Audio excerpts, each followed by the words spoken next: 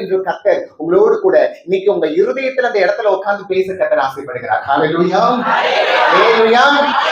சொன்னார், எதுவும் படகு போடு, ஆழத்துல போடு, தள்ளு, நானும் உன் கூட வருகிறேன். அவர் அப்படியே கீழ்ப்படிஞ்சாங்க. கீழ்ப்படிஞ்சு போனார். நம்ம போவோமா? அப்படி பாப்போம். காலையில் வெளியே போகும்போது யாரும் வராங்களா? வந்துட்டா, போட்டு செருப்பத்துக்கு மாத்தி போடு. போகுது. உண்மையதானமா சொல்றேன். பேதுரு என்ன யோசிச்சுப்பா? இயேசு கிறிஸ்து வந்தாரு எதிர.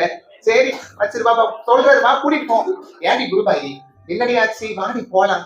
இல்லடி, அங்க ஒரு பீதி நடந்தது, ஒரு வாரம் நம்ம தலையே காட்டுல வெளியே, நான் ஏன் இடத்துல போனோம், அப்புறம் பார்க்கலாம் அப்படின்னு இருப்போம்.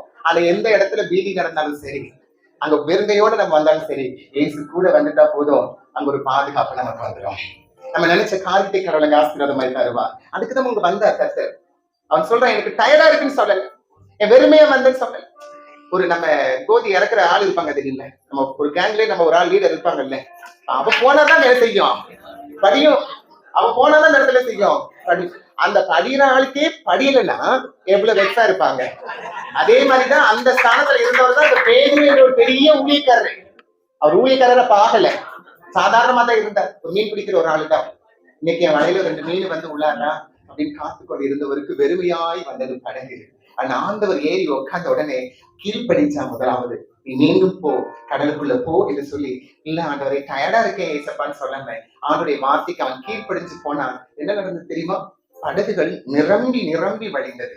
அவன் இதுவரைக்கும் கண்டிராத மீன்கள் அவன் வலையில் வந்து விழுந்தது. இதுவரைக்கும் அவன் எடுத்திராத மீன்களை அவன் கண்டுபிடித்தான். அவன் வாழ்க்கையில அப்படிப்பட்ட ஒரு நிரம்பி அப்படி அமிழ்ந்து போகிற தக்க என்ன இல்ல, கிடைச்ச அனுபவம் கிடையாது. வலைகள் கிழிந்து போச்சு. நம்ம கோதி போய் கிளிய கொண்டு வந்தோமா? இல்ல இல்ல. ஆனா ஆண்டவர் நம்ம வாழ்க்கையில இருந்தாருன்னா போதுங்க. என்ன இங்க ஒரு விஷயம் தெரியுமா? ஆண்டவருடைய சத்தத்துக்கு அவன் செவி கொடுத்தான். ஹல்லேலூயா. ஆண்டவருடைய சத்தத்துக்கு செவி கொடுக்கும் பொழுது நம்ம வாழ்வு வெறுமையா இருக்காது சகோதரர்களே, வாழ்வு வெறுமையா இருக்காது தாய்மார்களே. தேவன் நிரம்பி வழிகின்ற மகிமை கர்த்தர் தருவார். ஹல்லேலூயா, ஹல்லேலூயா. அதுக்கப்புறம் அதை தொடர்ச்சியா செய்யல. ஏசப்பா சொல்லிட்டார், வா என் பின்னாடி. இதுக்கு உன்னை நான் அழைக்கல, இதை விட இந்த மகிமையாய் உன்னை கொண்டு நடத்துவேன். ஹல்லேலூயா. கூட வந்த உடனே பாருங்க, அவன் நடந்து போறான். அவன் நிழல் பட்டு அநேக வியாதியஸ்தர்கள் சுகமானார்கள்.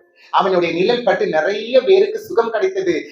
நிறைய கர்த்தருக்கென்று அவன் எழுப்பினான். இன்னைக்கு அந்த பேதுருவை குறித்து பல இடங்களில் நாங்கள் பிரசங்கம் பண்ணிட்டு இருக்கிறோம். இன்னைக்கு உங்ககிட்டையும் பேசுறோம். சாதாரணமா இருக்க கடவுள் நம்மை படைக்கல. படிப்பறிவு இல்லாத பேதுரு, பேச தெரியாத ஒரு பேதுரு ஞானவன் மத்தியில பேசுகிறான், திறமை உள்ளவன் மத்தியில் பேசுகிறான், பெரிய தலைமை பொறுப்பு உள்ளவனோட மத்தியில பேசுகிறான். இன்னைக்கு உலகம் நம்மளை எப்படி பார்த்தது? வெறுத்தது, அருவருப்பா பார்த்தது, கவர்ச்சியாவும் தான் பார்த்தது. அது உண்மைதானே? ஆபாசமாவும் பார்க்குது இந்த உலகம்.